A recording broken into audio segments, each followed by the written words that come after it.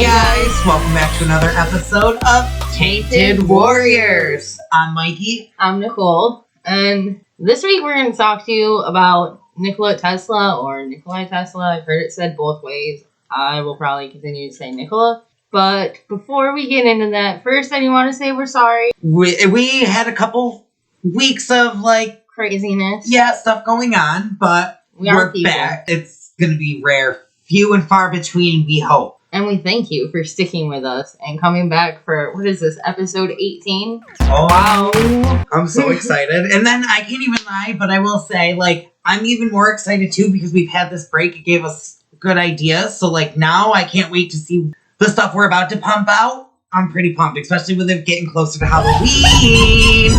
Holiday time. Oh my gosh, plenty of ideas there. So, with that being said, I think we should start off with our question of the week, right? Yeah, so our question of the week is, if you could only eat one meal for the rest of your life, what would you eat? Now, like every one of our questions, I do have a question on top of that question. Is it, generalized things? Could it be the same meal but at different places? Or would it have to be, so what if, say you liked pizza, what if that was your favorite place? Would it technically be pizza from anywhere, or is it pizza from a certain one spot? I think it has to be the same exact meal. Thing. Well, not that's the why same I wanted recipe, to know. But the same meal. Well, then I would definitely have to say I don't think my mom's made it in a long time, but she used to make beef and broccoli from homemade, and oh my god, I could eat that for the rest of my life and be okay. That with a side of ham gravy because she makes that too. So we'll get. Even though they don't really mix well, I wouldn't mix them ever, but at least I want to make sure I can have them, because those are... drinking the gravy on the side. Girl. Yes, I would.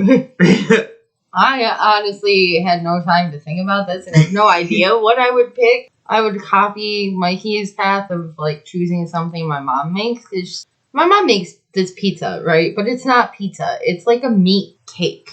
Ooh. So it's the dough, and then... I think she does sauce on top of the dough, or it might go on top of I don't know where the sauce goes. Right. It goes in there at some point. But it's literally this, she makes this a tall, deep dish. Yeah, it's a Chicago-style type 2-3 inches tall, and it's just loaded, it falls apart. You have to eat it with a fork. And it's different kind of meats, Right. We used to get a breakfast pizza up at Fairhaven that was like that. A deep dish that could hold everything. And those are, almost the best types of pizzas, just because...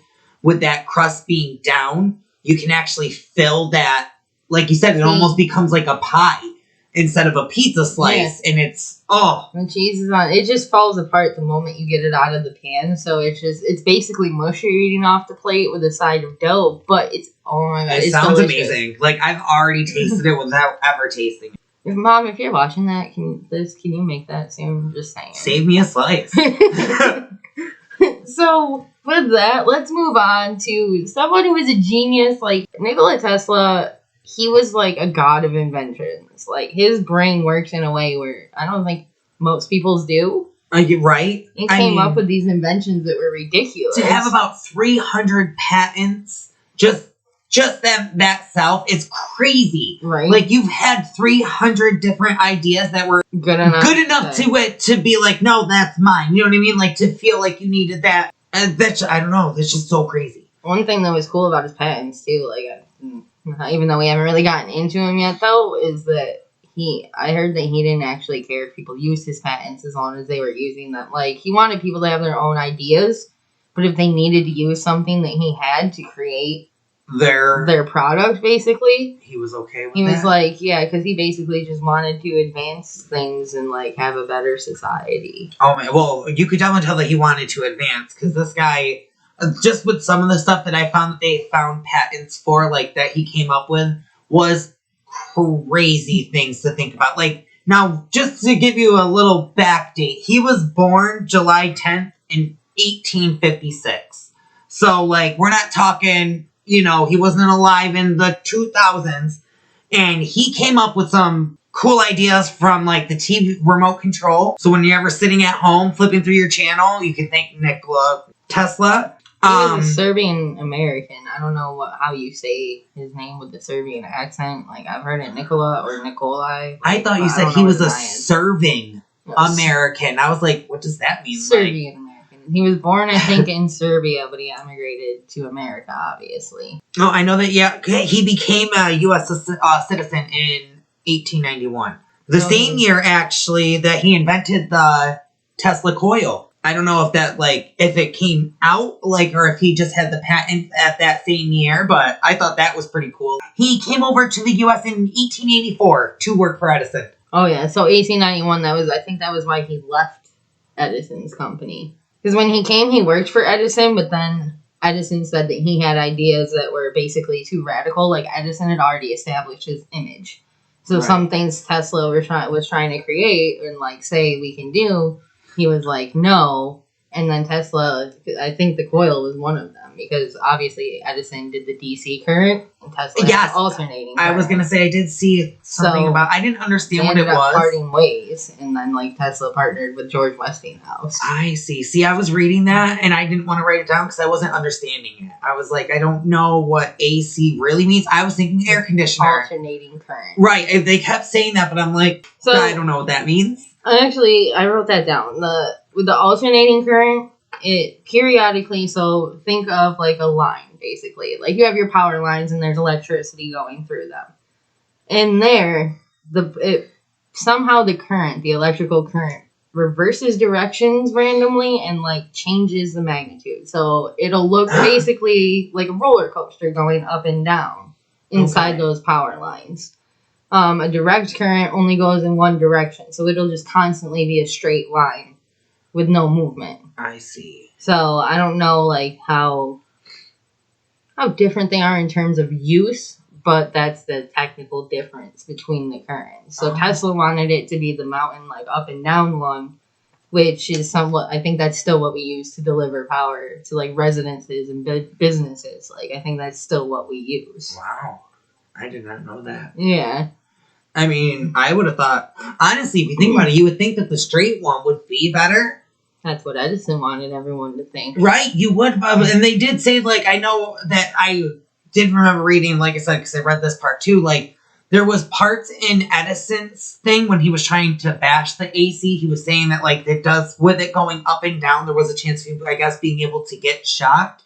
And that's what I took from it, because I guess that's what Edison was saying. So Tesla actually decided to show everybody what being shocked with, I think it said 25,000 or maybe 2,500 volts of AC current, what it was actually, and it didn't do anything to him, really. So that he was trying to show that, yes, you have a chance of being shocked, but it doesn't do much to you. That's what I thought I took away. But, I mean, I will say, to go back a little bit on when Edison said that his ideas were a little crazy. So, some of the things that I found that he had, I don't know if he actually, made them at the time or what he had patents for, but, he had ideas, man, usually. Tesla didn't really build stuff himself, but he came up with all the ideas. He was talking about smartphones. I have a quote about that. He was already trying to make that computers. I mean, obviously, I probably should have said computers for smartphones, but I mean, computers down to laser beams. Laser beams. X-rays, robotics, obviously, robotics I would understand because he seems, he wants to do all those other things, so why not build a robot in between that? Right. It's a neon fluorescent light, laser beam, smartphone talking robot Tesla's got over here. You gotta think, I know there's absolutely no connection between Nikola Tesla and the company Tesla, but there's gotta be a reason Elon Musk chose the name Tesla. There is. Tesla's mother namesake pays homage to Tesla's role in the invention of the electric motor. See, so there you go. So and that's one of the most advanced companies that are out there. They're paying homage. I mean, because honestly, if it wasn't for Nikola Tesla, I mean, you can't say it wouldn't be a thing because somebody else probably would have came through. Right. Somebody else would have came through. But I mean, he made it possible. So they figured, why not shoot back? I thought that was really cool. Right. I was like, yep. That's going down in the notes. I assumed that it had something to, that was paying homage to him, but I never actually, looked into it or saw anything because Right. I'll be honest here too. When you first said Tesla, like you wanted to look up Tesla, that's what I thought. I was like, We could do a podcast on Tesla. like they do more than just cars. And then when I actually thought about it a little bit more, I was like, oh no, she's talking about the person. I'm waiting for the company Tesla to invent a fridge that delivers what you want to you. That would you got a self-driving car. You can't have a fridge that delivers me the snack. Or like has taken like if it's taken a picture, remember what you've had in there from before, so it could automatically send your like grocery list to the store. Like we should stop because maybe we have something right now. I have no money to back up these ideas though, but we could Shark Tank the fuck out of that. Don't you have to have a prototype? Yeah, but how could we? I mean, I don't know how to make that. Well, I was just gonna say, like, maybe we don't actually have to have a prototype as much as we can go on there with that idea. Do people do that? I don't watch Shark Tank. I always thought they had the product with them. Well, I know that you can also go there, like, if you tell them your idea, it's a TV show, so if it's actually really good, they could pull you in and actually help you with your prototype so that you make it onto the show. I mean, I do have a little more on him with Tesla or with Edison too, not with Edison, but like after when they parted ways, like I said, it was basically because Tesla no longer fit the image that Edison wanted to maintain and had built for himself, and was basically challenging his ideas. Because if he likes direct current and he's trying to get everybody to use that, and you're like, no, here's alternating current.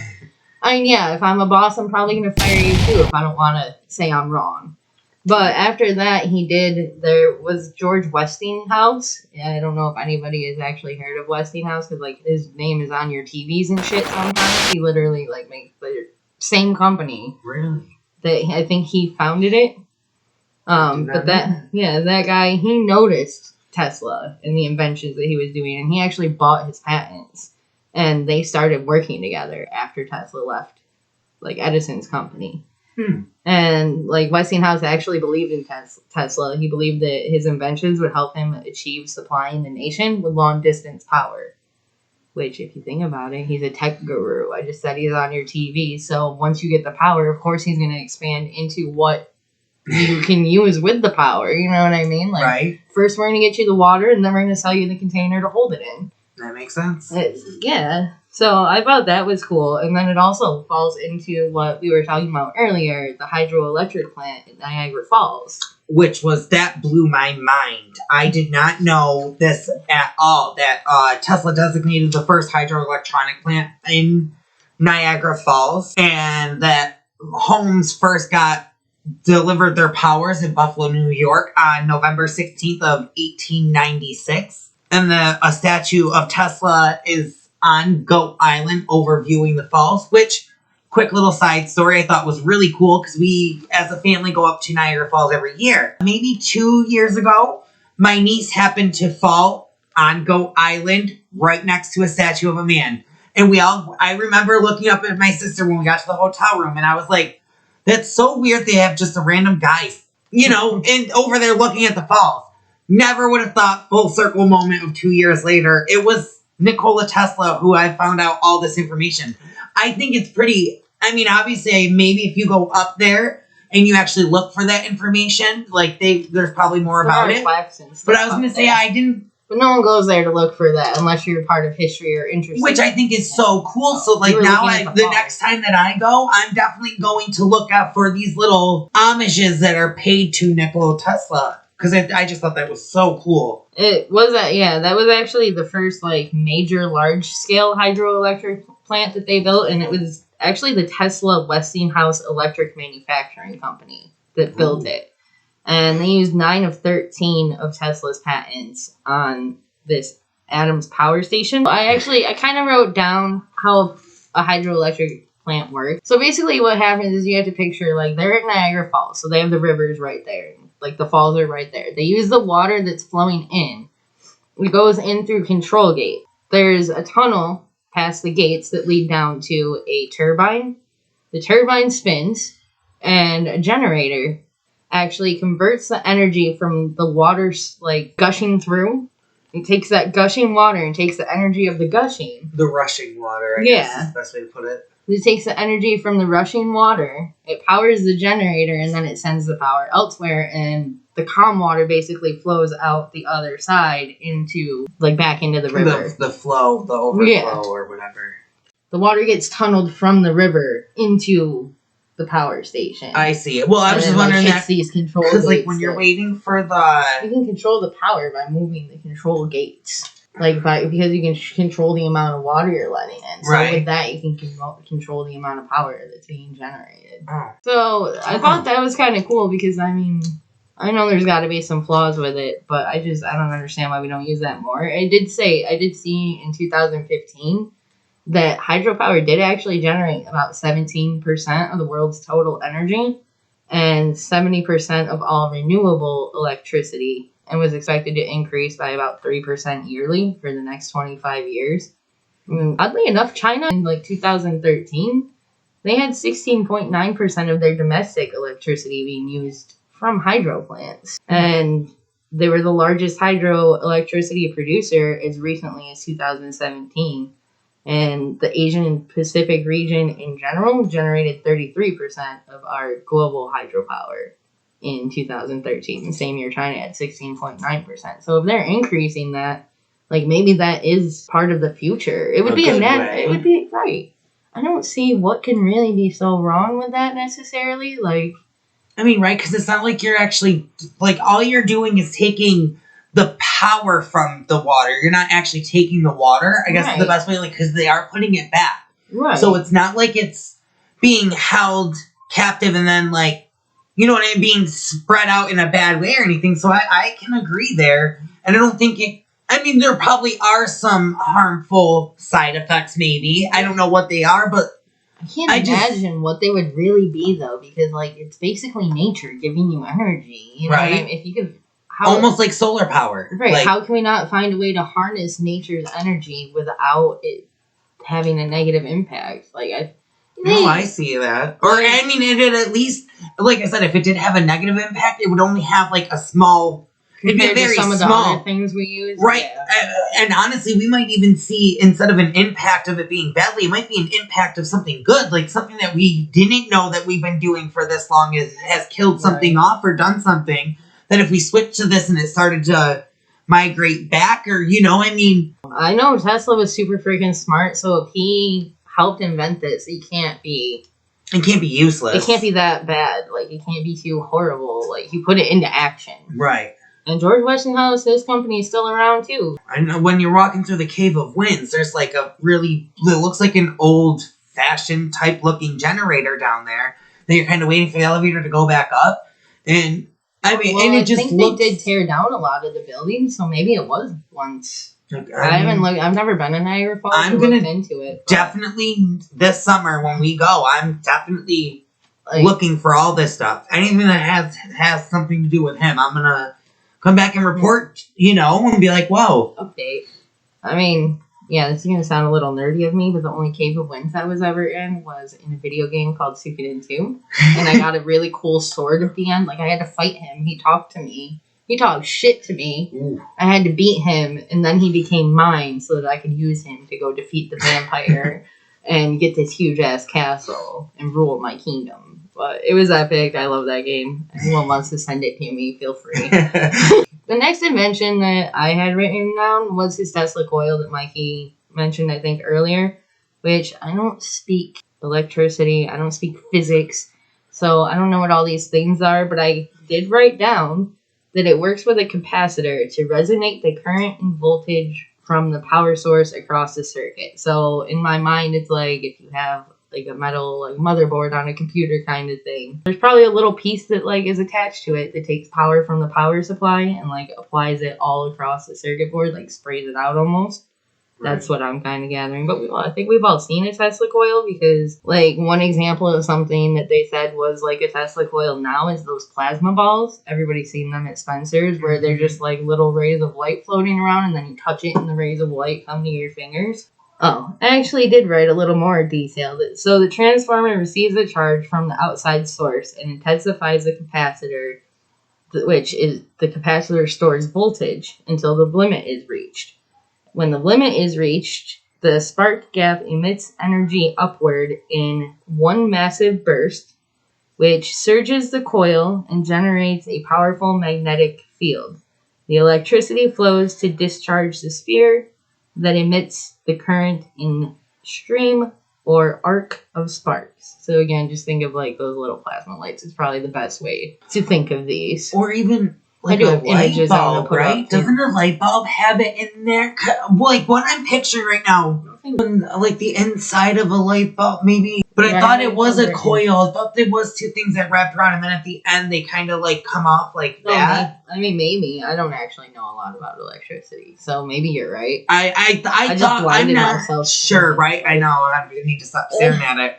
But Oh, I mean, they used it in radios.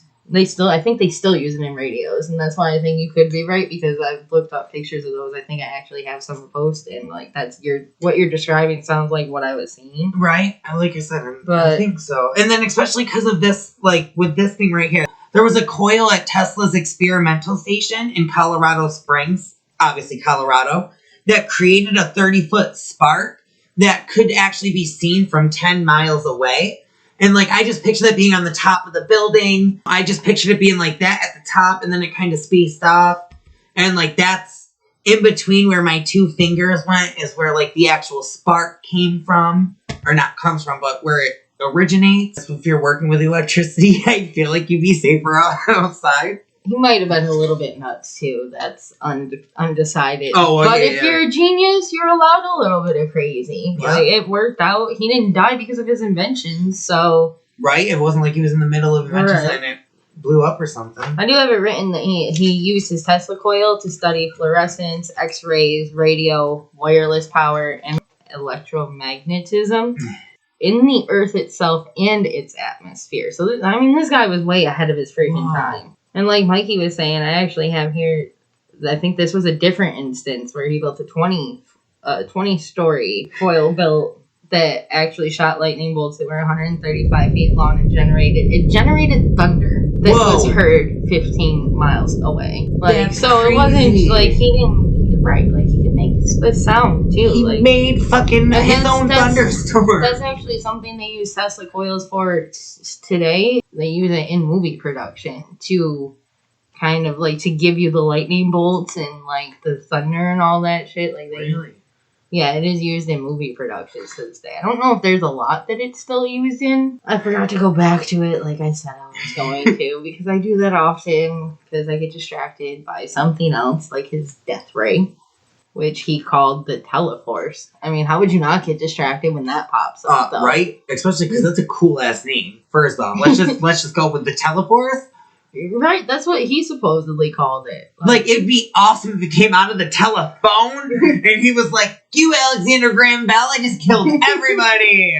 I mean, that would be cool, but honestly, I feel like his death ray was even cooler than that, because he he claimed that it would harness a beam of metal ions and would send them like hustling along at 270,000 miles per hour, and it'd pack 100 billion watts. Like, I'm assuming that's electric watts, because Right. like your light bulb, into 1/100 millionth of a square centimeter. So I can't even fathom how little that is. Shut up. Right, because it's basically like a ray of fucking light that he's gonna end up sending, like a beam. You know, you put all these together into a beam and you send them. And he said that it would be able to shoot down an airplane from 250 miles away. Oh my god. Miles. Right, and this is why everybody started laughing at him, though, because he was talking about this, and everyone's like, you're insane. Like, you've lost your mind, and like, I'm pretty sure it hurt his credibility. Reputation. Yeah, and he ended up going bankrupt and shit, but like, he never provided proof, and like, there were some things that were saying it was because like, basically, he didn't want it used for bad. You know what I mean? I Like, guess I would say I'm glad, because that really could have had a traumatic right. impact. In World War II, they're supposedly countries are actually coming to him like, hey, you have a death ray, supposedly. Like that, could you imagine the turning point that would have had? I saw if something they got about that. World War II in there. I should have read it. I will say before I say this next part that there were like some like physicists and stuff that were trying to shoot down hit this invention basically, and whether or not it would be possible, because Tesla was trying to cite new laws of physics that no one had ever previously heard of.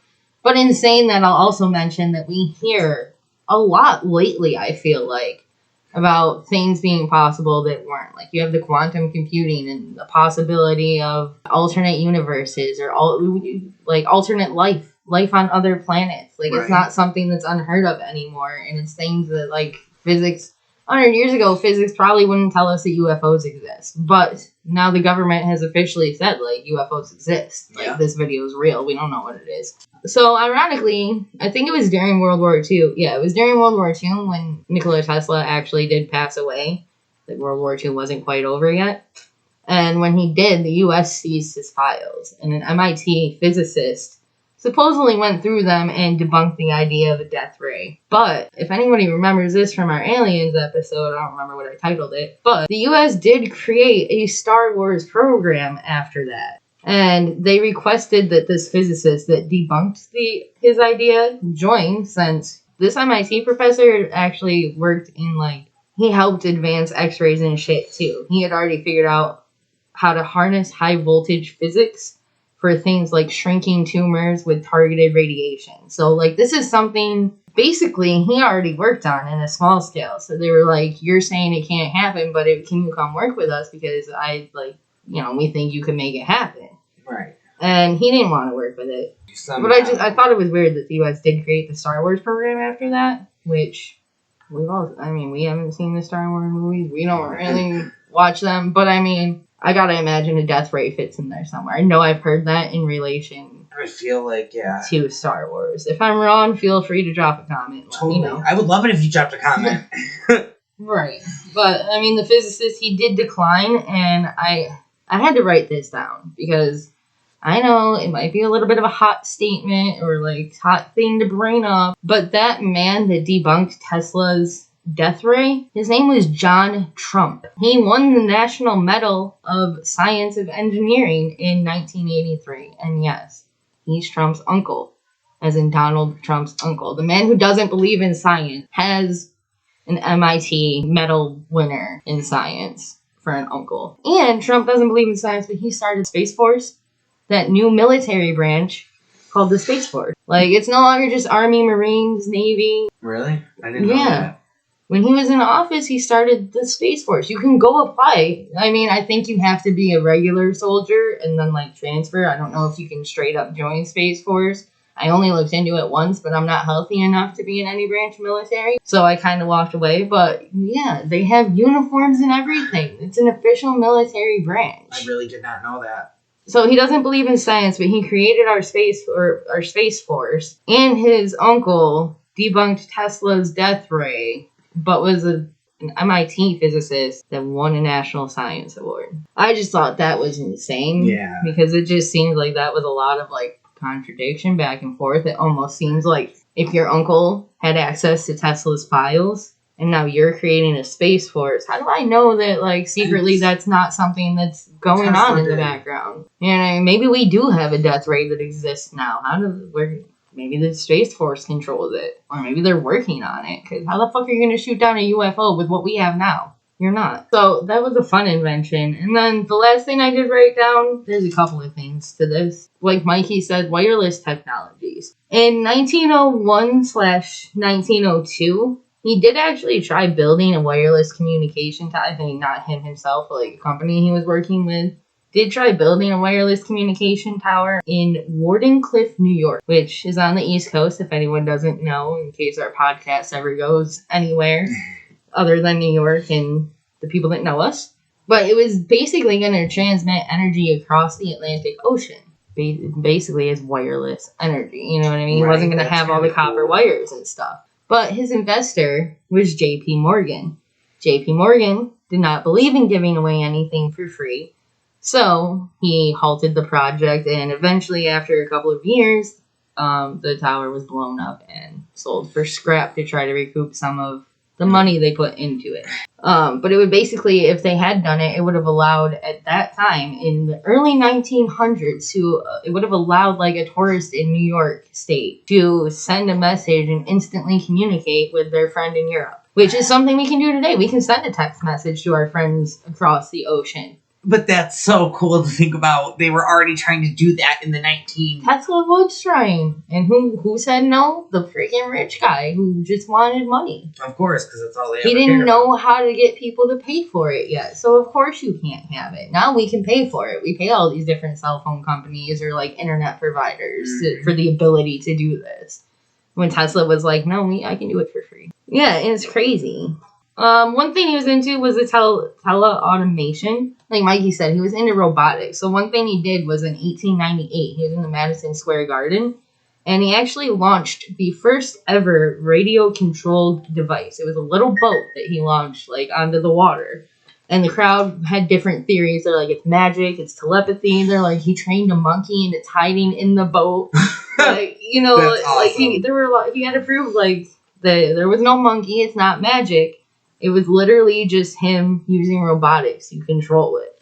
And that actually helped launch the birth of robotics, you know. Once you get there, you can take off, and now we actually have artificial intelligence. Right. We definitely... I mean, we have vacuums that will vacuum your whole house for you now. Like, that is pretty cool. I need one of those, not gonna lie. So he also wanted a worldwide telegraph system. Tesla did propose to J.P. Morgan that they build different transmitting stations in different regions that would collect and broadcast to customers via receivers, and claimed a small, inexpensive receiver would allow speeches and music to be played elsewhere and be heard on land or sea, however distant. So, in 1901, or even maybe a little before that, he was telling J.P. Morgan about everything that we take for granted today. Like, things that me and Mikey didn't even experience as children, that all of a sudden, a freaking 4-year-old knows how to work. Right. It's insane to think that he had all these ideas 100 years too early, and we could have been more advanced 100 years ago. Right? If we just listened to it. That's the whole thing, is that it's like, all right, not putting Tesla into our time, because we know he would do great. He'd be able to help us. I think, could you imagine the shit he'd come up with if he had technology as we knew it today? Well, no, I meant, like, throughout the time of him being able to actually help technology grow. Like, I guess the way that I'm looking at it is that, like, instead of him coming into our time, it would have been better if we would have just listened to him and been able to adapt to what he was saying to see how far we could actually be right now. But he was saying, everything he was saying, we have right now. Right, but think about it. So if we already had it for free, really the only difference is they wouldn't let us have the shit. That's what I'm saying. That if that time, what if they did jump on board and we did make all that back then in the 1900s? Well, where would we be today? That's what I said. That's how we started this. Is it? Yeah. Oh, it's just crazy to think, like. Yeah, he was literally like a god. That's why I say, in my mind, he's a god of invention. Because he had so many ideas that are in play in modern society over 100 years ago. We could actually be flying cars today. He's the reason that everybody believed hover cars would be. I mean, I'm not saying I don't know if he had this idea, but I'm saying, like, if we followed his lead, the idea of driving around in a hover car right now wouldn't be crazy. An idea. It would be done. Be realistic. We would have already done it. Yeah, I agree. So I do have a couple of his quotes that I thought were fun or, like, profound. Hopefully everybody likes them as much as I did. The first one was about wireless technology. He specifically said, when wireless is perfectly applied, the whole earth will be converted into a huge brain, which in fact is all things being particles of a real and rhythmic whole. We shall be able to communicate with one another instantly, irrespective of distance. Not only this, but through television and telephony we shall see and hear one another as perfectly as though we were face to face, despite intervening distances of thousands of miles, and the instruments through which we shall be able to do this will fit in a vest pocket. So that's his, like, a quote in 1926 from Nikola Tesla, which sounds exactly like Mikey said, like smartphones. Right, computers. he wanted a smartphone. But he knew we were going to have this stuff. The second one is, our virtues and our failings are inseparable, like force and matter. When they separate, man is no more. And I wanted to throw that out there because I just think it's important. Like, he failed time and time again. He didn't just have profound idea after profound idea. He had numerous failed ideas also.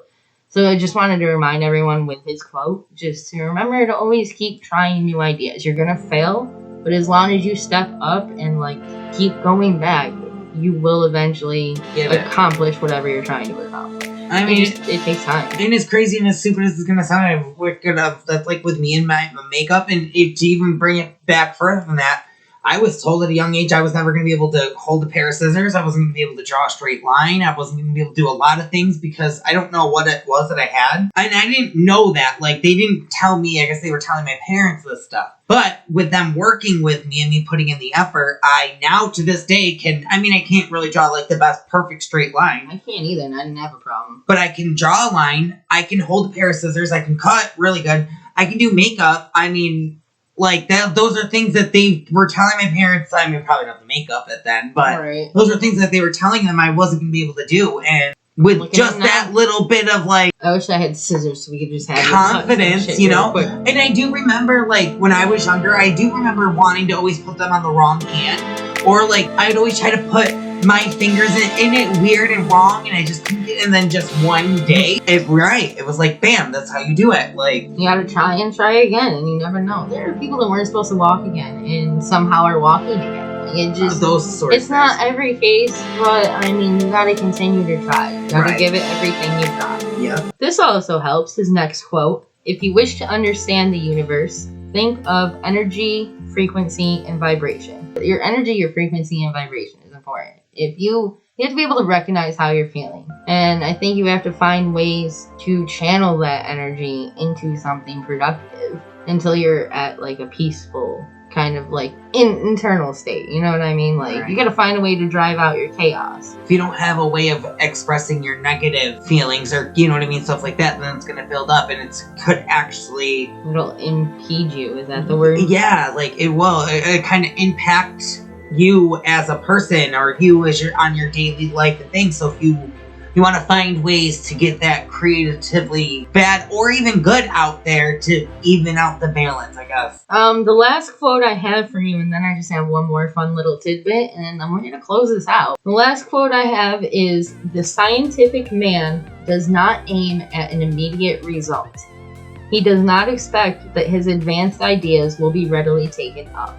His duty is to lay the foundation for those who are to come and point the way." And I absolutely love that because that's 100% what he did.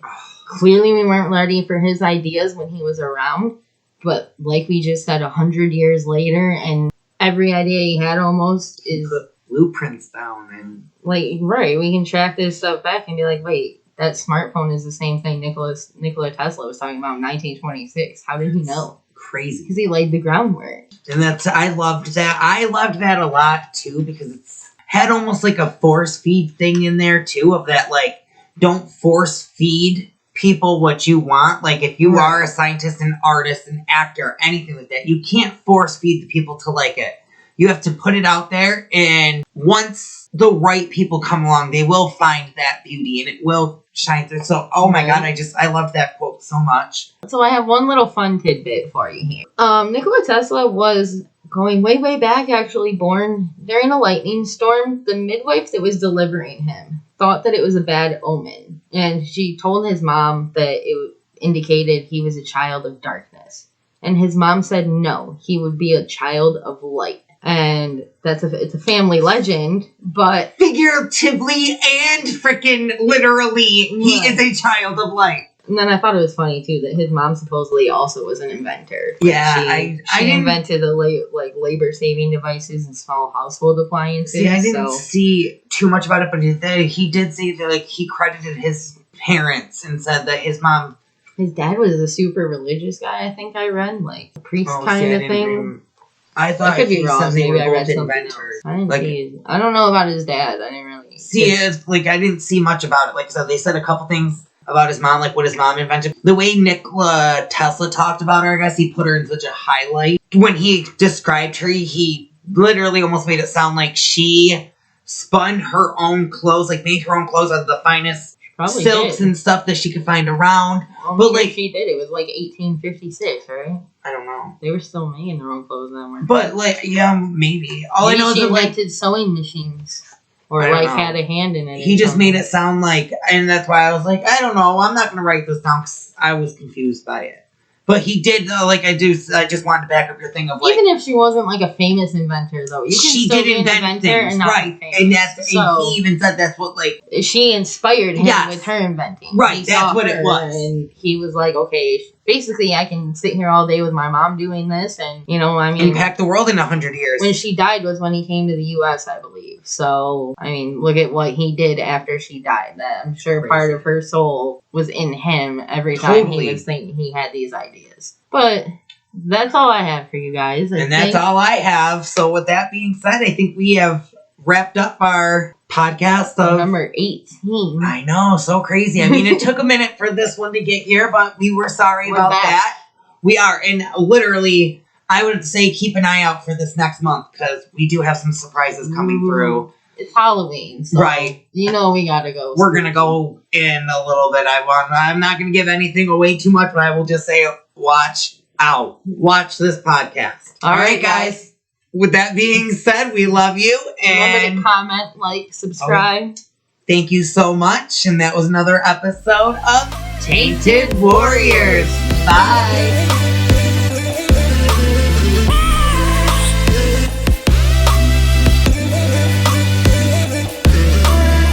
Tainted Warriors, a TW Productions podcast.